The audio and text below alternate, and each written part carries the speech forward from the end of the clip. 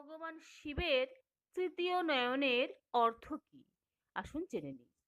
ভগবান শিবের তৃতীয় নয়ন বা তৃতীয় চক্ষু জ্ঞান, চেতনা ও অন্তর্দৃষ্টির প্রতীক। এটি সাধারণ চোখের মতো বাহ্যিক জগৎ নয়, বরং সত্য ও আধ্যাত্মিক বাস্তবতাকে দেখার শক্তিকে বোঝায়। হিন্দু ধর্মে শিবের তৃতীয় নয়নের কয়েকটি প্রধান অর্থ হল: ১ নম্বর, জ্ঞান ও প্রজ্ঞা। এই নয়ন অজ্ঞানতা দূর করে, সত্য জ্ঞান প্রকাশ করে। ২ নম্বর, ধ্বংসের শক্তি।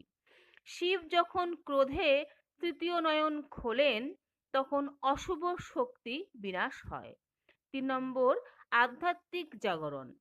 এটি মানুষের অন্তর্দৃষ্টি ও আত্মচেতনার প্রতীক। ৪ নম্বর, সময় ও সত্যের প্রতীক। অতীত, বর্তমান ও ভবিষ্যৎ সবকিছুর জ্ঞান শিবের রয়েছে। তৃতীয় নয়ন সেই সর্বজ্ঞতার চিহ্ন।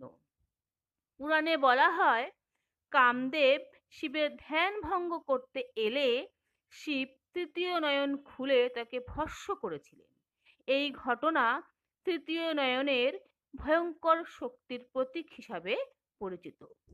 হর হর মহাদেব।